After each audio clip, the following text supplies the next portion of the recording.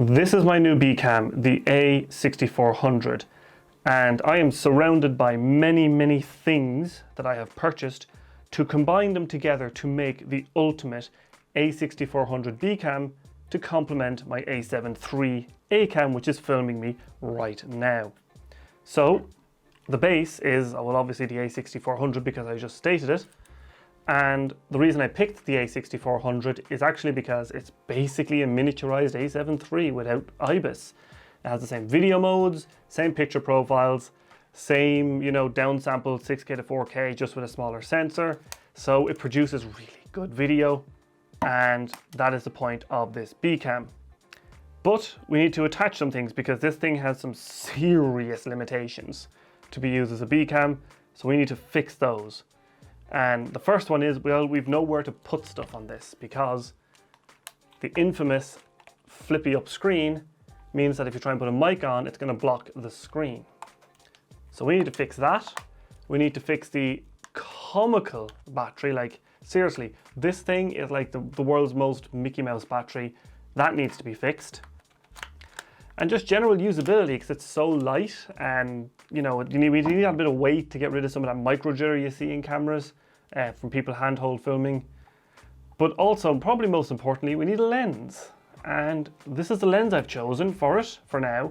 The Sigma 18-35 f2.8 art lens.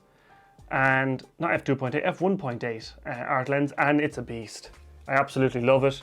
We've got our MC11 adapter. It's just an absolute dream of a lens to use on this camera. But we'll talk about the use of this lens in another video because there are some issues with it. But let's get stuck into building a bcam. And first thing we're going to need is a camera cage. So this cage is made by a company called Rig, and it's probably one of the best a6400 cages right now, simply because of two features.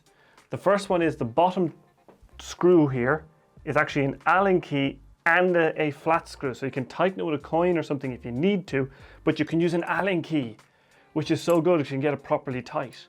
And the second feature is this little screw here on the side of the cage, because that allows you to get a second point of contact, which is super important. So let's get the camera in here, drop it in. And I've got my trusty iFixit kit. Up here on the side, we've got the kind of eyelet where the strap lug goes, but you can now use that to screw the camera to the cage with a second point of contact. And it's really nice having this, because it locks down your camera in the cage a little bit and prevents it from wobbling. And having it prevent from wobbling, because if you've ever used cages in the past, they wobble super easy. And there we go. So the camera's mounted in a cage, and it's super, like it isn't moving in this cage, it isn't getting loose, it isn't wobbling. They're basically now one unit, and it's super nice having it like this. Camera cage is now on. Next stop, NATO rail. And this is just going to live on the top of the camera. And there's two screws for this. And if you're ever building a camera and you see an option to put two screws in, always put the two screws in, because it prevents things from rotating and torquing and just getting loose. So there's our top handle mounted to the cage. Not top handle, our NATO rail, which allows us to mount our top handle, which is this lad here. So I'm just going to open that up, slide it onto the NATO system, which I absolutely love for this. And there we go. Now we've got a top handle on our a6400. The only issue is I'm actually going to take this top handle off because I don't use it very often. It's very handy when I do use it, but I don't use it all the time. So I've got our cage and protection and mount points. We've got our NATO rail for top accessories, monitors, and our top handle. The next thing we need to fix is battery. So the battery on this, as I said before, is pants. To fix that, we've got two things that we need. So this is the Blind Spot Power Junkie.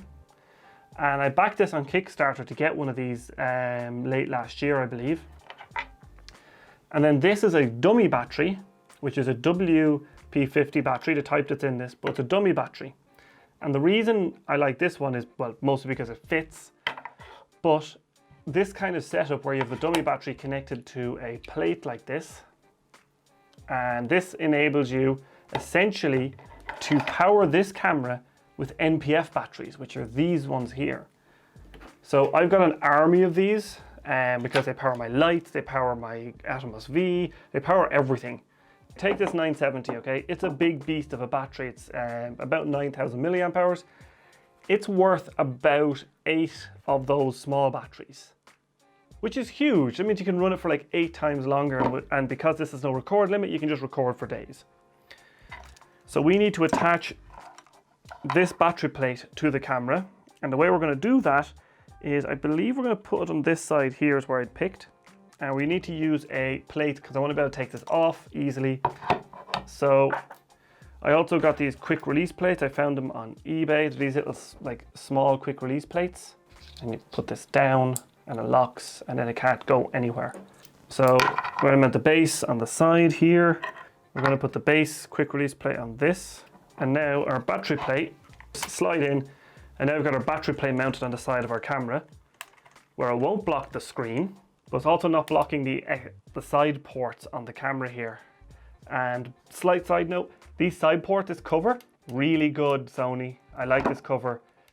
Why didn't you put it on the a7 III? The little flappy stupid covers are annoying on that. We just need a battery to put onto it. So we've got a battery, and now we just need to put our dummy battery in. On the battery plate, actually, the battery cover, you'll notice this little sort of flap you can pop out.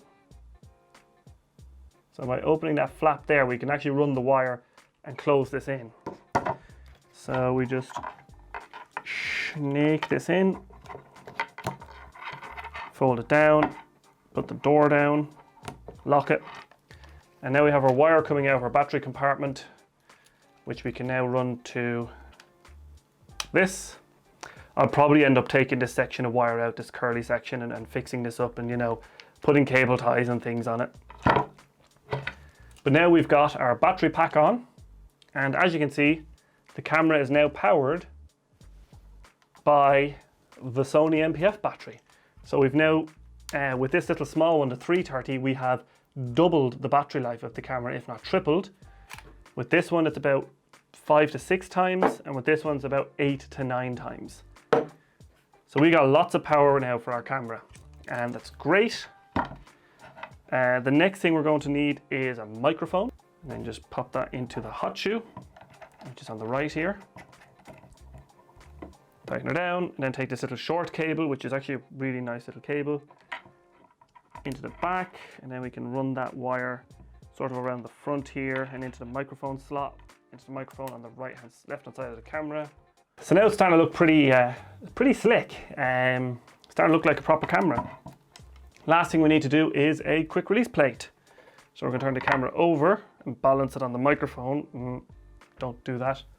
So for quick release plates, you've got loads of choice. I choose the Swiss system because it's the best for me, and it's cheap and can be adapted and is really standardized. I found the Manfrotto system to be very okay, so I've got a Manfrotto tripod here, the Be3 Live. I've got my Me Video tripod, but it's currently filming me. That's a really good tripod, and it has a Manfrotto one, and I have a Ronin S, which has a Manfrotto plate as well. But all the plates are slightly different, and you can't put the Ronin S plate on the Be3 tripod, you can't put that on the Me Video. It doesn't work. The Manfrotto 501 plate just doesn't translate properly. I don't know why. It's because all the manufacturers have slightly different variants, and they all interfere with each other, particularly that little springy, anyway. So I now use Swiss plates. This is an example of one here. This is the same one. I've actually 2 of these plates. One is under my other camera, but I found it a bit too long for this camera. So we're going to use just a little small one, this little dainty one. And that will give me an Swiss plate on the bottom of my cage. And it's not blocking any ports or causing any problems. We can take a little hand tripod and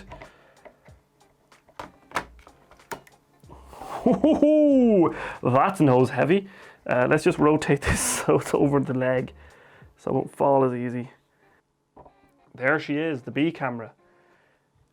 That's it, and it's, look at that.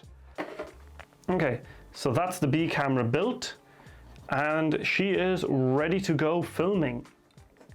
And wow, it's got quite a lot of heft now all of a sudden, but that is it. The only thing to do now is to take her out and test her, but that will be done in the 18 to 35 video I'm currently working on.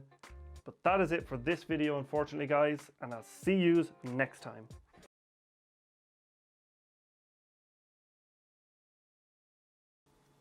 Remote for stopping my video remotely.